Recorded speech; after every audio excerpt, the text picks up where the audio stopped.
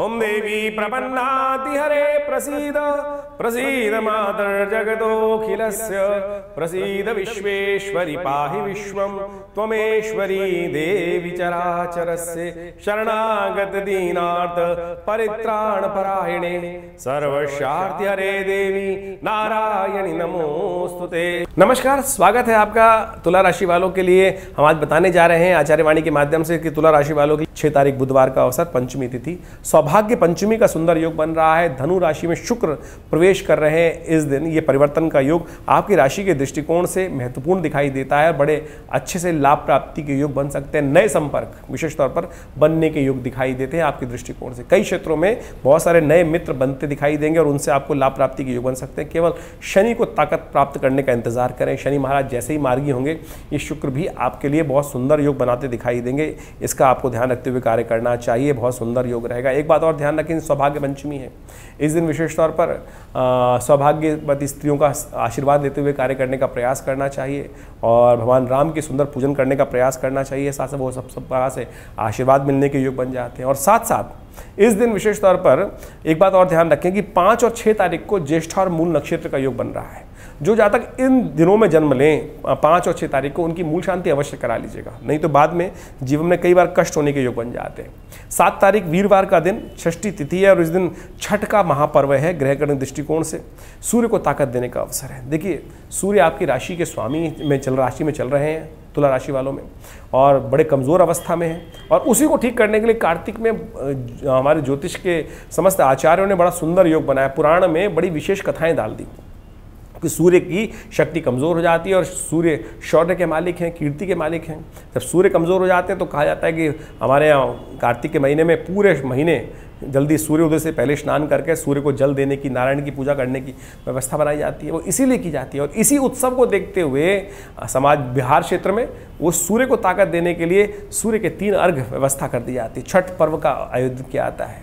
तो आज डूबते हुए सूरज को जल देने की व्यवस्था रहेगी और ये सब सूर्य की शक्ति प्राप्त करने के लिए ही किया जाता है, कीर्ति की वृद्धि के लिए किया जाता है। तो अवश्य छठ मैया का साथ पूजन करते हुए ये कार्य करना आपके लिए संपूर्ण प्रकार से शुभ योग बनाने की स्थिति उत्पन्न कर सकता है। शाम के समय थोड़ा खर्चा बढ़ने के योग दिखाई देते हैं, थोड़ा सावधान रहेगा। खर्चों को कंट्रोल करने का आपको प्रयास करना चाहिए। स्वास्थ्य का ध्यान रखने का प्रयास करना चाहिए। 8 तारीख शुक्रवार का अवसर, सप्तमी तिथि, सूर्य सप्तमी का सुंदर योग बन रहा है और छठ पर्व के दिन इस दिन उदित होते सूर्य को जल देकर अपना छठ व्रत पूरा किया जाता है। ग्रह नक्षत्रों के दृष्टिकोण से थोड़ा स्वास्थ्य का ध्यान रखने के योग तुला राशि वालों रखना है आपको खासतौर पर। अच्छा होगा कि आप स्वास्थ्य की कामना के लिए भगवान सूर्य के निमित्त नमक का दान करें, गुड़ का दान करें और भगवान सूर्य को अर्घ दें। ये उपाय आपके लिए पीला पुष्प डालकर भगवान सूर्य को उपाय जल देना आपके लिए सबसे श्रेष्ठ उपाय दिखाई देता है हमारे दृष्टिकोण से। यदि हम 9 तारीख की बात करें, शनिवार का अवसर और इस दिन अष्टमी तिथि है। ग्रह नक्षत्रों के दृष्टिकोण से ग्रहों का योगा योग जो आपके लिए बनता दिखाई दे रहा है वो आपको थोड़ा सा कहीं ना कहीं मामलों में धन खर्च अधिक होने के योग बनाता दिखाई देगा। धन का ध्यान रखते हुए कार्य करना आपके लिए बहुत ज़रूरी है। इस बात का ध्यान रखते हुए कार्य करेंगे तो अच्छा रहेगा। वैसे गज केसरी योग बना हुआ है आपके लिए, कहीं ना कहीं से धन प्राप्ति के योग भी बनते दिखाई देंगे। सूर्य के दृष्टिकोण से हमें साफ साफ दिखाई देता है ग्रहों के योगा योग के अनुसार से। एक बात का और ध्यान रखें, शनि इन दिनों अच्छे नहीं चल रहे हैं, आपके वक्री स्थिति में है और अंतिम ट्रांजिट पीरियड में है। गोपाष्टमी का सुंदर योग बन रहा है, शनिवार के दिन पड़ रहा है। शनि को ठीक करने के लिए सबसे श्रेष्ठ ये रहेगा, अपने वजन के बराबर या तो हरा चारा गौशाला में डाल दें या जितना भी सामर्थ्य उतना डालने का प्रयास करें। सतनाजे का दान भी गौशाला में कर सकते हैं। गोपाष्टमी के दिन बड़ा सुंदर योग रहेगा इसको शनि को ठीक करने के लिए, क्योंकि आगे शनि की शक्ति जितनी रहेगी बढ़िया रहेगी, क्योंकि 15 तारीख के बाद शनि मार्गी हो जाएंगे और ये आपके लिए बहुत सुंदर योग बनाने की स्थिति उत्पन्न करते दिखाई देंगे। 10 तारीख रविवार की हम बात कर रहे हैं, नवमी तिथि है और इस दिन आंवला नवमी का सुंदर योग है। ग्रह नक्षत्रों के दृष्टिकोण से शनि चंद्रमा की युति होकर आपकी राशि के दृष्टिकोण से जहाँ बैठ गई है वो आपको विजय देने के योग बना रही है। लाख लोग चाहें आपके खिलाफ कार्य करने का प्रयास करें लेकिन कोई आपका कुछ बिगाड़ नहीं पाएगा। ग्रह नक्षत्र दृष्टिकोण से ऐसा योग बन रहा है। वृंदा नवमी भी है इस दिन। एक काम करें, तुलसी के पेड़ के पास जाकर सुंदर पूजन कर कर उनके समक्ष शाम के समय अवश्य एक दिया प्रज्वलित कर कर उनकी प्रदक्षिणा करें। कृपा से योग बनेंगे, लाभ प्राप्ति के योग बनेंगे। तो इस प्रकार से ग्रहों का योगा योग आपने समझा। ये ग्रहों का योगा योग जो विशेष तौर पर नवंबर के पहले भाग में, प्रथम भाग में बन रहा है, बड़ा विचित्र है। देखिए, सूर्य के जिस प्रकार से स्थिति चल रही है, तुला राशि में चल रहे हैं, साथ साथ शुक्र और बृहस्पति का आपस में जो एक दूसरे के समक्ष योग बनता दिखाई दे रहा है। ये वास्तविक तौर पर कई मामलों में झगड़े तो उत्पन्न करता है, लेकिन एक बहुत सुंदर योग बनाता है। सूर्य बृहस्पति, जब कहा जाता है कि एक दूसरे के सम्मुख होकर, विशेष तौर पे बृहस्पति और शुक्र एक दूसरे के सम्मुख होकर बैठ जाते हैं, तो विशेष तौर पे एक योग बनाते हैं कि आपस में द्वंद्व तो उत्पन्न करते हैं, लेकिन जो गलत कार्य करने वाला होता है उसका नाश भी संभव है इस कलिकाल के अंदर। तो ये ग्रहों का योगायोग एक तरह से क्लैश तो दे रहा है, अशांति का वातावरण बना रहा है, लेकिन सत्य की विजय भी कराने के योग बना रहा है। तो आप विशेष तौर पर अपनी राशि के संबंध के अनुसार से आपने ग्रहों का योगायोग समझा है, जो उसको ठीक करने के लिए विशेष तौर पर शास्त्र में जो प्रमाणित उपाय हैं उनको उतारने का जीवन में प्रयास करें। हम इस कार्यक्रम के माध्यम से आपके समक्ष जब ज्योतिष को उपस्थित करते हैं तो हम प्रयास करते हैं कि जो प्रमाणिक, विशेष तौर पर पौराणिक मत के अनुसार से जो उपाय शास्त्र में वर्णित हैं, पंचांग के दृष्टिकोण से, विशेष तौर पर तिथियों के दृष्टिकोण से, इन योगायोगों को महत्व समझने का हमें प्रयास करना चाहिए। भारतीय संस्कृति में शास्त्रों की जो रचना की गई है वो इसी कारण से रचना की गई है। उन सब जो उपाय हम सब लोग करें वो शास्त्र के प्रमाणित उपाय करने का प्रयास करें। सत्यव्रत जिस प्रकार से बताया गया, अष्टमी का व्रत, सप्तमी का, विशेष तौर पर जो विभिन्न योग ज्योतिष के दृष्टिकोण से बनते हैं, उन सबकी पौराणिक कथाएं शास्त्र में, पुराण इत्यादि में विद्यमान की गई हैं, शास्त्रों में विद्यमान की गई हैं। जो व्रत निर्धारित किए गए हैं वो सब निवारण ही है, जैसे मंगलवार, सोमवार, बुधवार, अनेक अनेक दिन के अनेक अनेक देवता हैं। तो हमको ये समझते हुए कार्य करने का प्रयास करना चाहिए। सनातन पद्धति में कुछ भी बात कपोल कल्पित नहीं है, सब प्रत्यक्ष प्रमाण के अनुसार से सब चीज़ों को व्यवस्था देखते हुए ज्योतिष को मंत्र विज्ञान के साथ, शास्त्रों के साथ बहुत बढ़िया तरह से जोड़ा गया है। लेकिन आज हो क्या गया है कि बहुत सारे लोग इस प्रकार के टोटकों में फंस गए हैं, ऐसी भ्रांति में फंस गए हैं कि चॉकलेट खा लो, कभी कोई और की स्थिति कर लो। एक तो एक बड़ा विचित्र लगा कि कुछ उपाय के नाम पर एक व्यवस्था की जा रही है, कोका कोला लेकर फ्लश में डाल दो, ये ग्रह का उपचार हो जाएगा। क्या ग्रह करने का प्रयास कर रहे हैं? ये क्या मतिभ्रम उत्पन्न करने का संसार में प्रयास किया जा रहा है? ज्योतिष जैसे इतने वृहद विज्ञान को कोका कोला में लाके रख दिया गया है। मतलब स्थिति सोचे कि मतलब बड़ा विचित्र लगता है कि आज जिस प्रकार से अभी दिवाली के संबंध में इतनी भ्रांति उत्पन्न करने का प्रयास किया जा रहा है, शास्त्र मत को समझा नहीं जा रहा है। तो हमने अपने इस चैनल के माध्यम से आपके समक्ष बहुत सारी चीज़ें उपस्थित करने का प्रयास किया है। कोशिश ये करें, भगवान की कृपा अद्भुत है, बड़े सरल कर्म से बन जाती है। और हम अनेक प्रकार के, मुझे बताइए परमात्मा को आपके पैसे की आवश्यकता क्या है?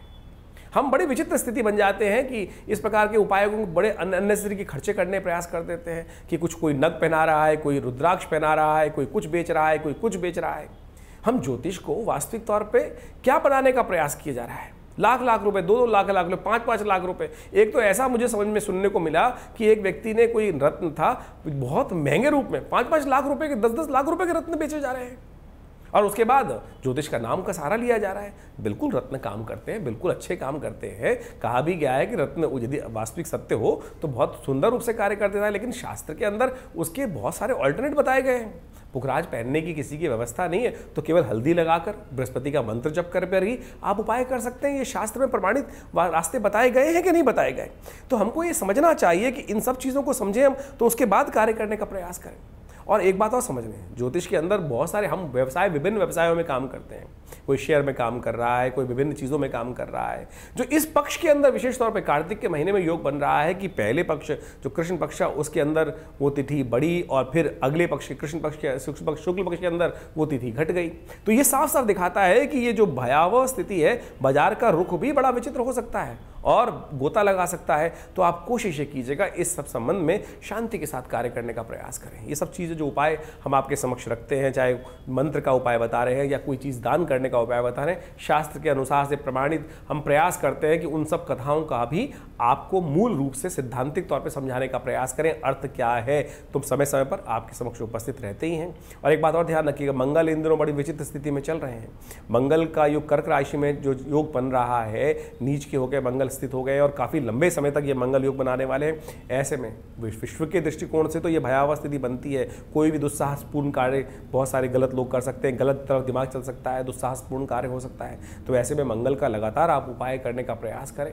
और इन समस्त कार्यों के लिए हमारे आश्रम में विभिन्न समय पर विभिन्न प्रकार के यज्ञ समय समय पर चलते रहते हैं। आप सब लोग उसमें भी सम्मिलित हो सकते हैं। रविवार को जो बड़ा कार्यक्रम होता है, कोई फीस नहीं ली जाती आश्रम में। आश्रम की तरफ से ये समस्त यज्ञ इत्यादि कार्य जो है, विभिन्न कार्य समय से चलते हैं। आप यदि रविवार वाले यज्ञ में बैठना चाहें तो सुबह 8 बजे से लेकर करीब करीब 10 बजे तक भंडारे के साथ सुंदर कार्यक्रम रहता है। आप उसमें सम्मिलित हो सकते हैं, भगवान भगवती के सानिध्य में बैठ सकते हैं। माँ भगवती की सुंदर शिव विग्रह, जो चमत्कारी शिव विग्रह 1947 में मुल्तान से यहाँ पधारा, उनके सानिध्य में, जिनकी फोटो अभी आप हमारे इस वीडियो के माध्यम से देख भी रहे होंगे।